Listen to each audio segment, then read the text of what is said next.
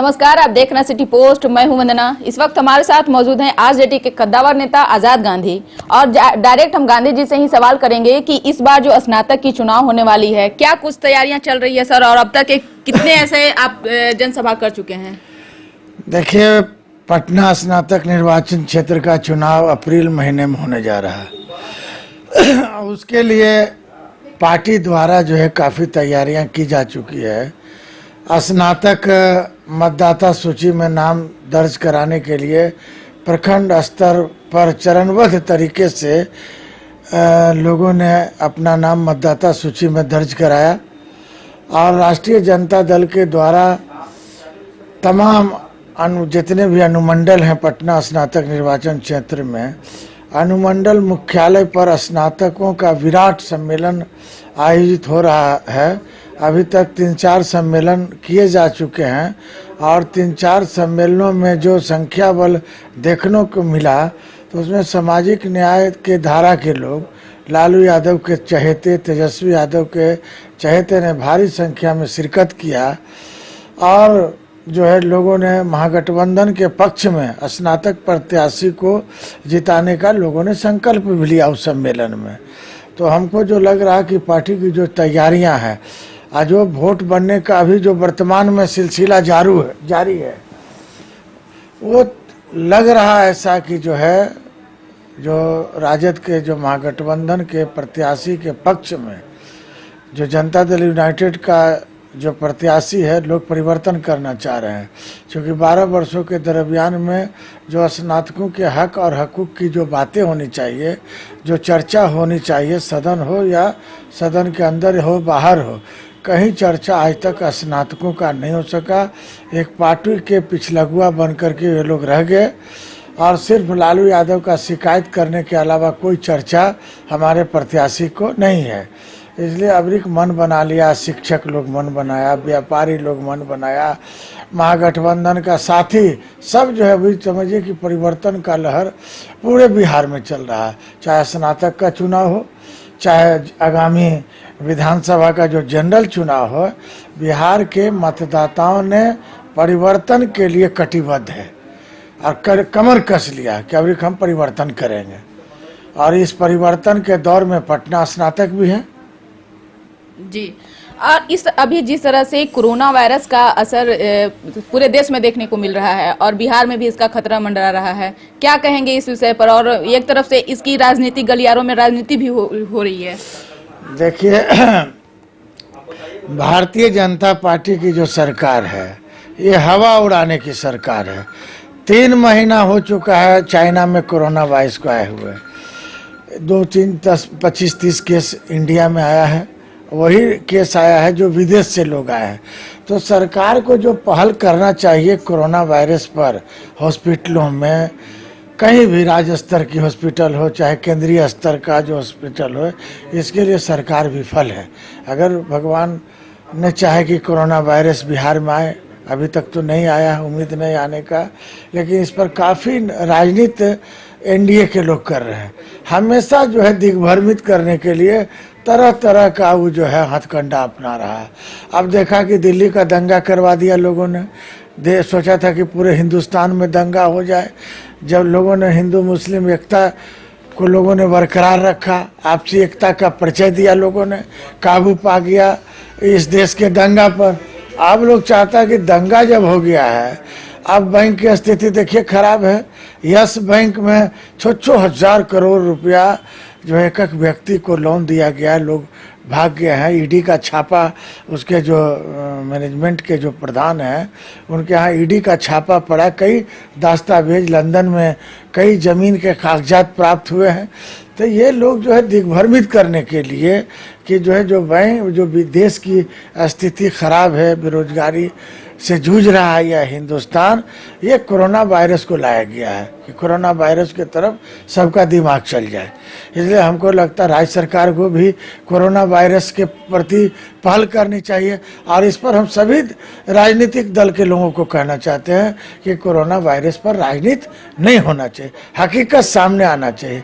राज्य सरकार corona virus को नियंत्रित करने में हर जगह विफल है।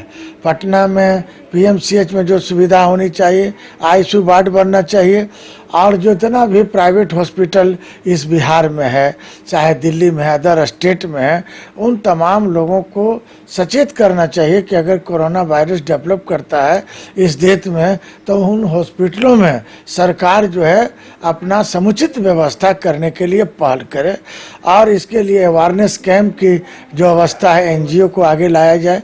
जो बिहार की स्वयंसेवी संगठन है, दिल्ली का जो स्वयंसेवी संगठन है जो काफ़ी सक्रिय है, इसको अवेयरनेस पैदा करने में, जो कोरोना वायरस किस तरह से डेवलप कर रहा है उसको कैसे रोकथाम किया जाए, इसके लिए जो है एनजीओ की भूमिका अहम होनी चाहिए, अवेयरनेस होनी चाहिए, जो राज्य सरकार भी विफलता की दिशा में है। जी, मेरा ये सवाल है सर कि जिस तरह से अभी तेजस्वी यादव बेरोजगारी यात्रा को लेकर के पब्लिक कांटेक्ट में लगे हुए हैं, वहीं तेज प्रताप भी तेज रफ्तार तेजस्वी सरकार की लेकर के जनसभा को संबोधित कर रहे हैं। इससे क्या कुछ 2020 के विधानसभा चुनाव में परिवर्तन आएगा सर?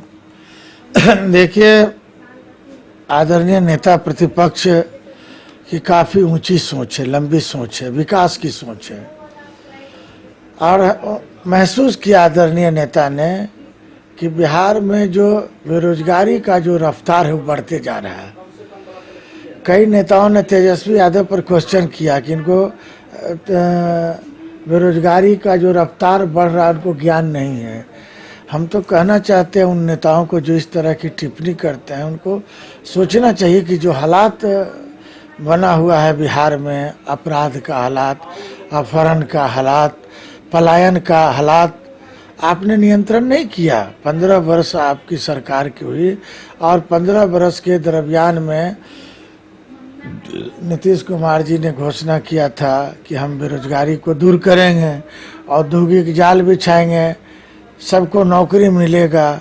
आप देख रहे हैं कि एक चपरासी के जब वैकेंसी होती है, एक सिपाही का जब वैकेंसी निकलता है, तो लगभग जो है अगर 10 वैकेंसियाँ हैं, 20 वैकेंसियाँ हैं, 10-10 हज़ार, 20-20 हज़ार आवेदन एक छोटे पोस्ट के लिए दे रहे हैं। तो हमारे नेता ने महसूस किया कि बिहार का ये अगर हालात रहा, अगर परिवर्तन की दिशा में यह बिहार अगर नहीं जाएगा तो बेरोजगारी की रफ्तार और बढ़ जाएगी। हम अपने नेता को धन्यवाद देना चाहते हैं कि उन्होंने काफ़ी सोच के तहत बेरोजगारी यात्रा निकाला है, और अगर उनकी सरकार आएगी तो हमको लगता है कि जिस तरह से आदरणीय नेता तेजस्वी यादव जी ने जिस तरीके से बिहार में बेरोजगारी हटाने के लिए जो दृढ़ निश्चय किया है कि हम औद्योगिक का जाल बिछाएंगे, शिक्षकों को हम नियोजित करेंगे, जो बंद पड़ी इकाइयां हैं उसको हम चालू करेंगे, जो बाहर चले गए हमारे बिहारी लोग जो कष्ट झेल रहे हैं उसको हम यहाँ ला करके रोजगार देने का हम काम करेंगे। इससे पूरे बिहार की जनता जो है तेजस्वी यादव का जो प्रोजेक्ट है, जो तेजस्वी यादव की जो सोच है, उस सोच के साथ बिहार की जनता ने अपना कदम को आगे बढ़ा लिया है, और हमको लगता है कि यह परिवर्तन का दौर बिहार ही नहीं पूरे देश में चल रहा है।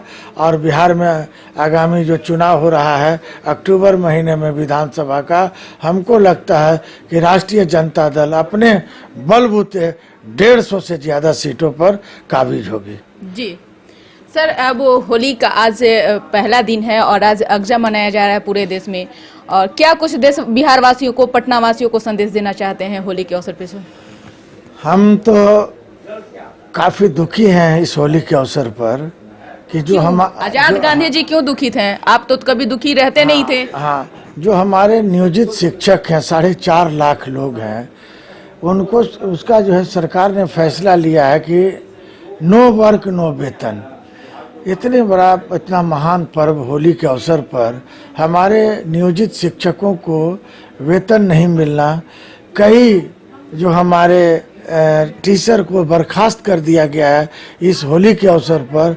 जब 4.5 लाख हमारा साथी अगर होली नहीं मनाता है तो क्या हम लोगों को होली मनाना चाहिए क्या? तो हम लोग भी निश्चय ने लिया है कि हम टीचरों के दुख के साथ हैं, और हम लोग काफ़ी दुखी हैं, और सरकार का फैसला बहुत ही गलत है। हम बिहार के तमाम लोगों से यह अपील करना चाहते हैं, और तमाम लोगों को हम होली की हार्दिक बधाइयाँ भी देना चाहते हैं कि आप लोग शांति तरीके से होली मनाएं, जो हिंदुस्तान की सभ्यता है और बिहार अपने सभ्यता पर पूरे देश में अव्वल है। इस होली के अवसर पर अपना परिचय देने का काम करें। बहुत बहुत धन्यवाद जी। तो आपने सुन लिया कि अपने ही मिजाजी अंदाज में आजाद गांधी जी ने सारे सवालों का जवाब दिए और इनका साफ तौर से कहना है कि जिस तरह से कोरोना वायरस को लेकर के अफवाह एक फैलाया जा रहा है और हर बार की तरह इस बार भी सरकार विफल नजर आ रही है। लगता यही है कि सिर्फ हवा उड़ाने और मीडिया में सिर्फ इस चीज को फैलाने से कुछ नहीं होने वाला है और जो जनता है वो अपने भगवान भरोसे न छोड़ें और सरकार के भरोसे न छोड़ें, वो जागरूक हों और अपना ध्यान खुद रख सकें। और होली के अवसर पर भी इन्होंने कहा है कि जो भाईचारे हैं, अपने देश की जो एकता अखंडता है, उसको हमेशा की तरह कायम रखें और मिलजुल करके होली मनाएं और बड़ी ही सजग के साथ में, सावधानी के साथ में होली खेलें। इस खबर बस इतना ही। अगर आपको हमारी खबर अच्छी लगे इसे अपने दोस्तों के साथ शेयर करें, हमारे यूट्यूब चैनल को सब्सक्राइब करें, बेल आइकन जरूर दबा दें और याद रखें कि इस बार विधानसभा की चुनाव होने वाली है और सिटी पोस्ट हर खबर को पे नजर रखती है और सभी खबरों से रूबरू कराती है। तो कहीं आप न छूट जाएं, इस चीज के लिए आप इस चैनल को जरूर से जरूर शेयर कर दें और लाइक कर दें, बेल आइकन का बटन जरूर दबा दें। धन्यवाद।